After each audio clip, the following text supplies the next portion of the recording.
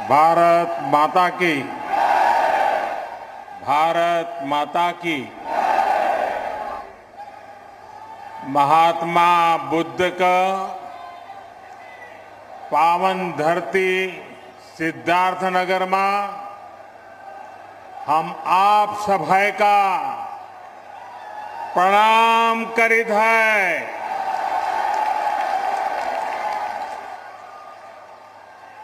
महात्मा बुद्ध जौने धरती पर आपन पहले कई जीवन बिताइन वह धरती पर साए आज प्रदेश का 9 मेडिकल कॉलेजन का उद्घाटन है। स्वस्थ और निरोग भारत का सपना पूरा कर बदे ये एक बड़ा कदम है। आप सबके बधाई। उत्तर प्रदेश की राज्यपाल श्रीमती आनंदीबेन पटेल जी, यूपी के यशस्वी और कर्मयोगी मुख्यमंत्री योगी आदित्यनाथ जी, केंद्रीय स्वास्थ्य मंत्री श्री मनसुख मांडविया जी, मंच पर उपस्थित यूपी सरकार के अन्य मंत्रीगण,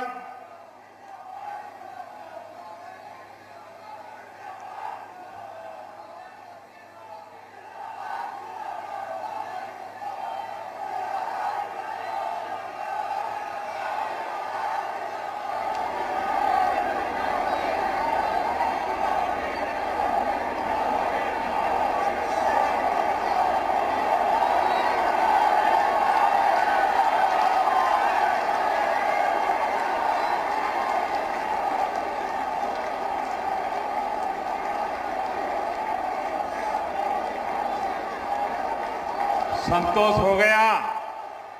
अगर संतोष हो गया तो बैठिए। देखिए, आपको मैंने पूरा अवसर दे दिया।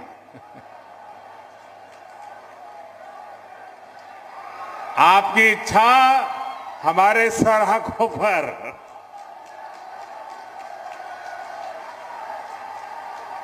तब आप इजाजत दें तो मैं शुरू करूं। आपकी इजाजत है?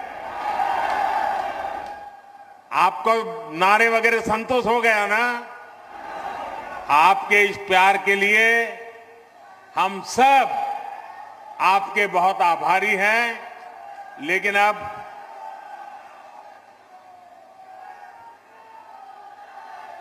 ये उत्साह अभी कई महीनों तक चला रहा है।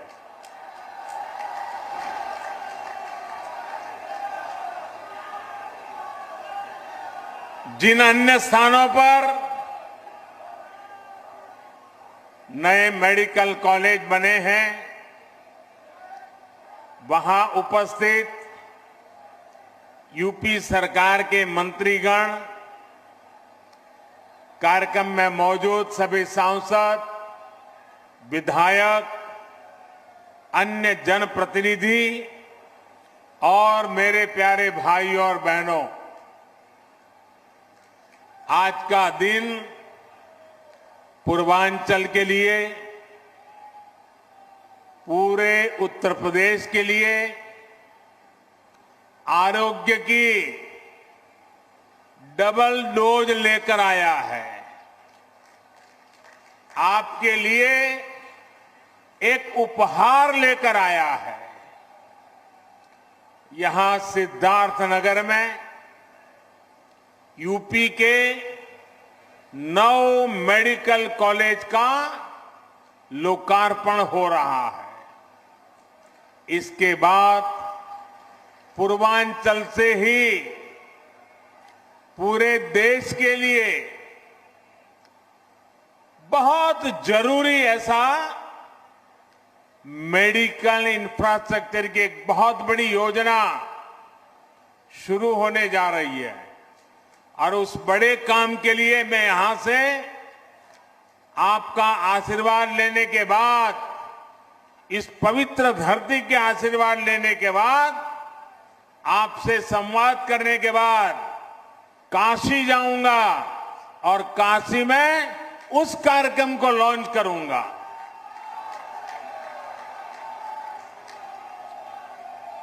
साथियों, आज केंद्र में जो सरकार है, यहां यूपी में जो सरकार है, वो अनेकों कर्म योगियों की दशकों की तपस्या का फल है। सिद्धार्थ नगर ने भी स्वर्गीय माधव प्रसाद त्रिपाठी जी के रूप में एक ऐसा समर्पित जनप्रतिनिधि देश को दिया, जिनका अथाह परिश्रम आज राष्ट्र के काम आ रहा है। माधव बाबू ने राजनीति में कर्म योग की स्थापना के लिए पूरा जीवन खपा दिया। यूपी भाजपा के पहले अध्यक्ष के रूप में, केंद्र में मंत्री के रूप में उन्होंने विशेष रूप से पूर्वांचल के विकास की चिंता की। इसलिए सिद्धार्थनगर के नए मेडिकल कॉलेज का नाम माधव बाबू के नाम पर रखना उनके प्रति सेवा भाव के प्रति सच्ची कार्यांजलि है। और इसके लिए मैं योगी जी को और उनकी पूरी सरकार को बधाई देता हूं। माधव बाबू का नाम यहां से पढ़कर निकलने वाले युवा डॉक्टरों को जन सेवा की निरंतर प्रेरणा भी देगा। भाइयों और बहनों, यूपी और पूर्वांचल में आस्था, अध्यात्म और सामाजिक जीवन से जुड़ी बहुत विस्तृत विरासत है। इस विरासत को स्वस्थ, सक्षम और समृद्ध उत्तर प्रदेश के भविष्य के साथ भी जोड़ा जा रहा है। आज जिन 9 जिलों में मेडिकल कॉलेज का लोकार्पण किया गया है, उनमें ये दिखता भी है। सिद्धार्थनगर में माधव प्रसाद त्रिपाठी मेडिकल कॉलेज, देवरिया में महर्षि देवरहा बाबा मेडिकल कॉलेज, गाजीपुर में महर्षि विश्वामित्र मेडिकल कॉलेज, मिर्जापुर में मां विंध्यवासिनी मेडिकल कॉलेज, प्रतापगढ़ में doctor Sonelal Patel medical college, एटा में वीरांगना अवंतीबाई लोधी मेडिकल कॉलेज, फतेहपुर में महान योद्धा अमर शहीद जोधा सिंह और ठाकुर दरिया सिंह के नाम पर मेडिकल कॉलेज, जौनपुर में उमानाथ सिंह मेडिकल कॉलेज और हरदोई, ऐसे कितने 9 मेडिकल कॉलेज। ये सभी मेडिकल कॉलेज अब पूर्वांचल के कोटि कोटि जनों की सेवा करने के लिए तैयार है। इन 9 नए मेडिकल कॉलेजों के निर्माण से करीब 2,500 नए बेड्स तैयार हुए हैं। 5,000 से अधिक डॉक्टर और पैरामेडिकल के लिए रोजगार के नए अवसर बने हैं। इसके साथ ही हर वर्ष सैकड़ों युवाओं के लिए मेडिकल की पढ़ाई का नया रास्ता खुला है। साथियों, जिस पूर्वांचल को पहले की सरकारों ने बीमारियों से जूझने के लिए छोड़ दिया था, वही अब पूर्वी भारत का मेडिकल हब बनेगा।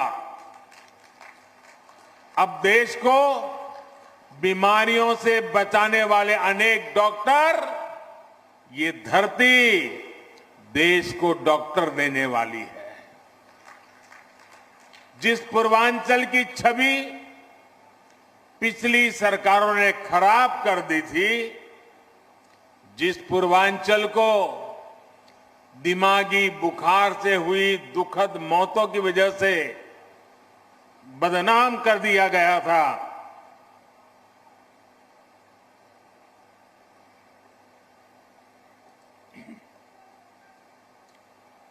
वही पूर्वांचल, वही उत्तर प्रदेश पूर्वी भारत को सेहत का नया उजाला देने वाला है।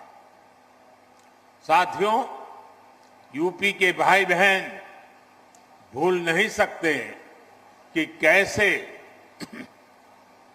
योगी जी ने संसद में यूपी की बदहाल मेडिकल व्यवस्था की व्यथा सुनाई थी। योगी जी तब मुख्यमंत्री नहीं थे, वे एक सांसद थे और बहुत छोटी आयु के वो सांसद बने थे।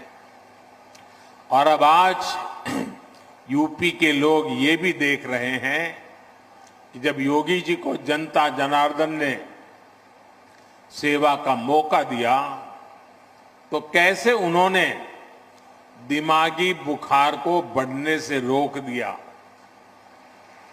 इस क्षेत्र के हजारों बच्चों का जीवन बचा लिया। सरकार जब संवेदनशील हो, गरीब का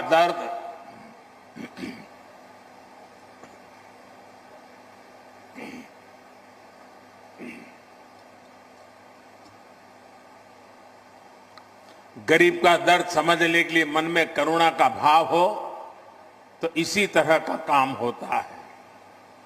भाइयों और बहनों, हमारे देश में आजादी के पहले और उसके बाद भी मूलभूत चिकित्सा और स्वास्थ्य सुविधाओं को कभी प्राथमिकता नहीं दी गई।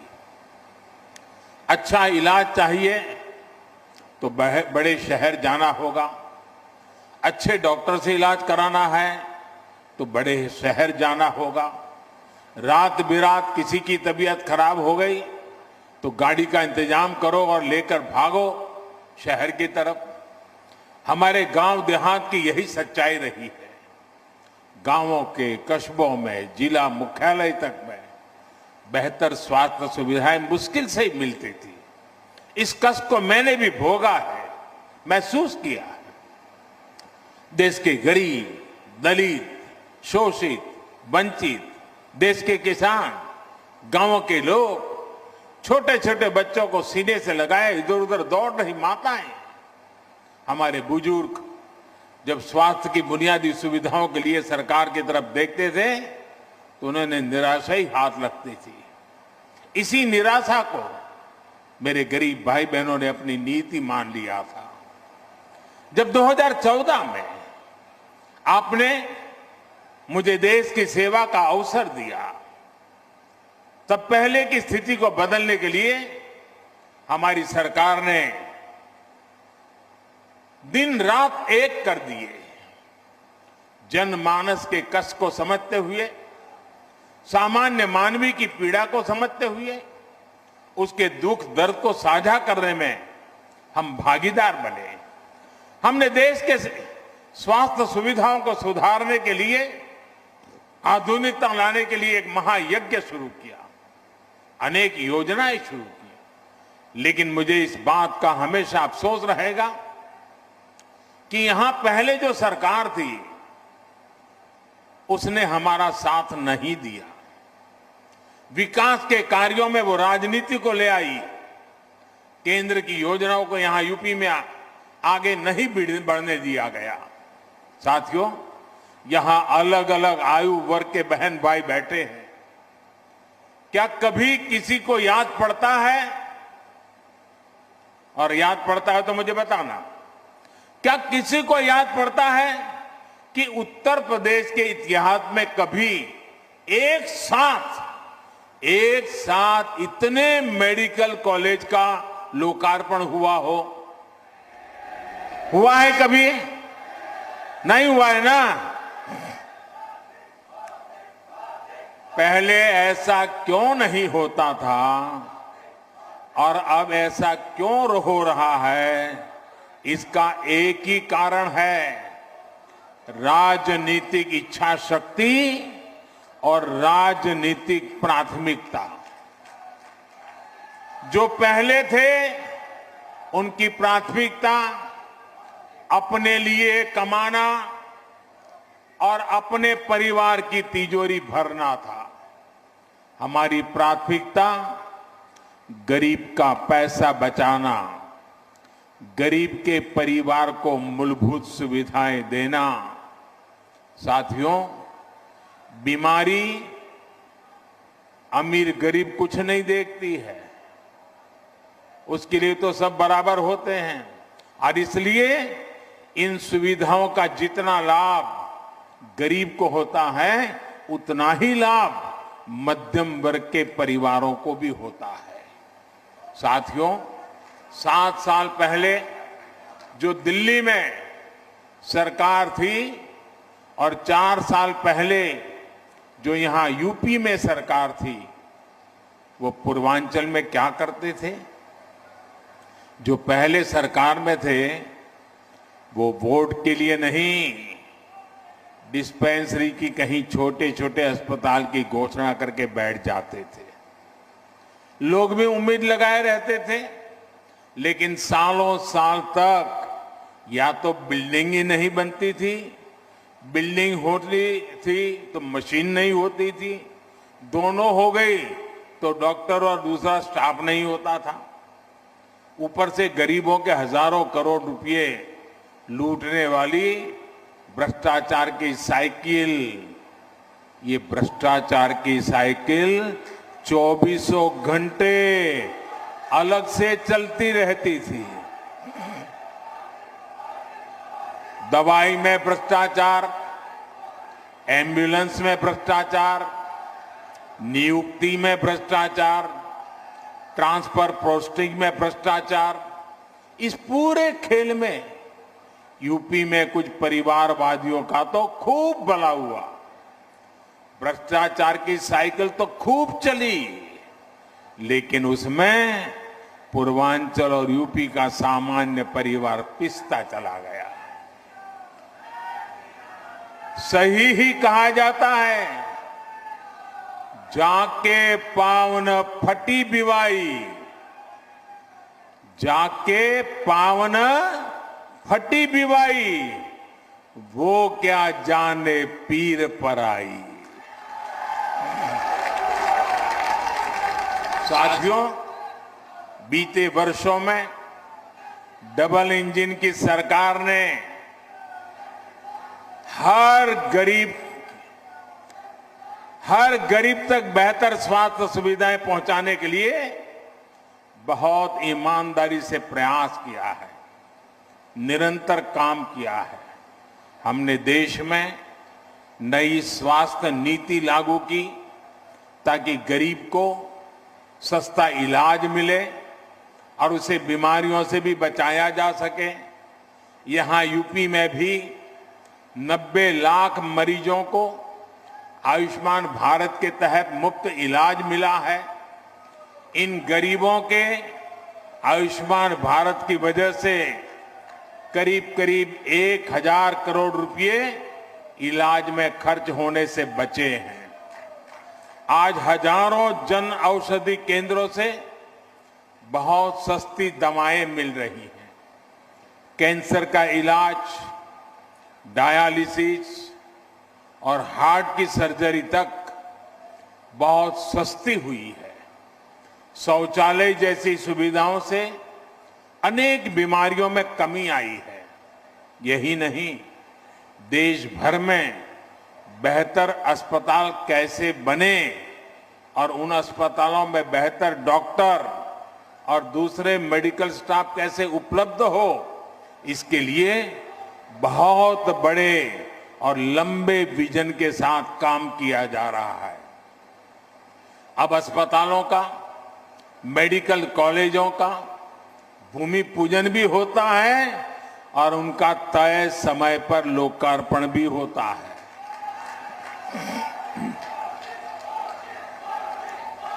योगी जी की सरकार से पहले जो सरकार थी, उसने अपने कार्यकाल में यूपी में सिर्फ 6 मेडिकल कॉलेज बनवाए थे।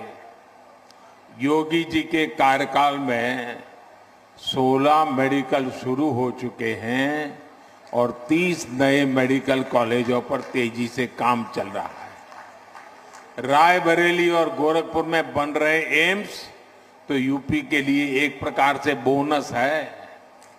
भाई और बहनों, मेडिकल कॉलेज सिर्फ बेहतर इलाज नहीं देते, बल्कि नए डॉक्टर, नए पैरामेडिक्स का भी निर्माण करते हैं।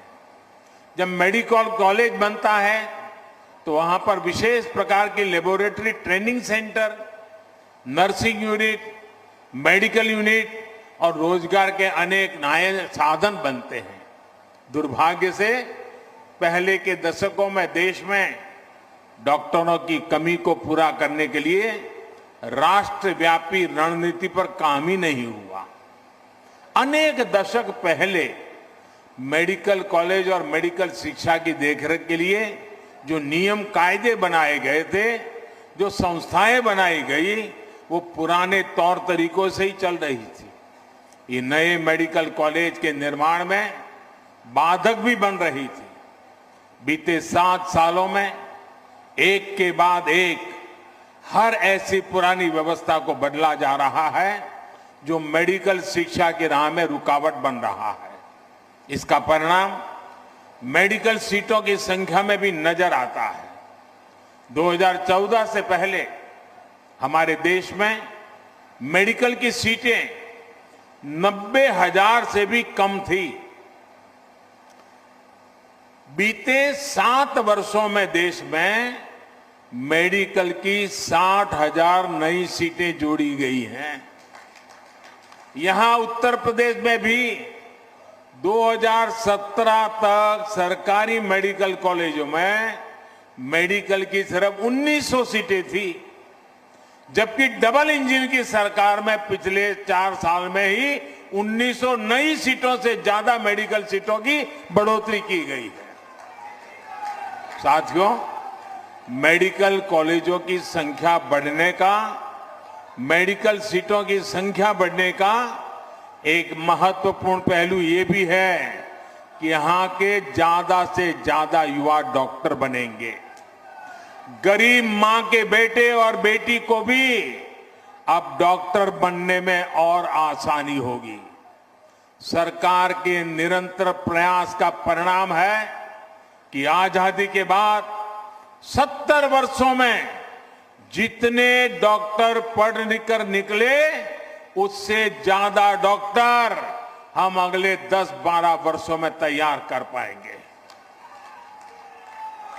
साथियों, युवाओं को देश भर में अलग अलग एंट्रेंस टेस्ट की टेंशन से मुक्ति दिलाने के लिए वन नेशन वन एग्जाम को लागू किया गया है। इससे खर्च की भी बचत हुई है और परेशानी भी कम हुई है। मेडिकल शिक्षा गरीब और मिडिल क्लास की पहुंच में हो, इसके लिए प्राइवेट कॉलेज की फीस को नियंत्रित रखने के लिए कानूनी प्रावधान भी किए गए हैं। स्थानीय भाषा में मेडिकल की पढ़ाई ना होने से भी बहुत दिक्कतें आती थी। अब हिंदी सहित अनेक भारतीय भाषाओं में भी मेडिकल की बेहतरीन पढ़ाई का विकल्प दे दिया गया है। अपनी मातृभाषा में जब युवा सीखेंगे तो अपने काम पर उनकी पकड़ भी बेहतर होगी। साथियों, अपनी स्वास्थ्य सुविधाओं को यूपी तेजी से सुधार सकता है। ये यूपी के लोगों ने इस कोरोना काल में भी साबित किया है। 4 दिन पहले ही देश का बड़ा लक्ष्य हासिल किया है और इसमें यूपी का भी बहुत बड़ा योगदान है। मैं यूपी की समस्त जनता, कोरोना वॉरियर्स, सरकार, प्रशासन और इससे जुड़े सभी लोगों को बधाई देता हूं। आज देश के पास 100 करोड़ वैक्सीन डोज का सुरक्षा कवच है। बावजूद इसके कोरोना से बचाव के लिए यूपी अपनी तैयारियों में जुटा हुआ है। यूपी के हर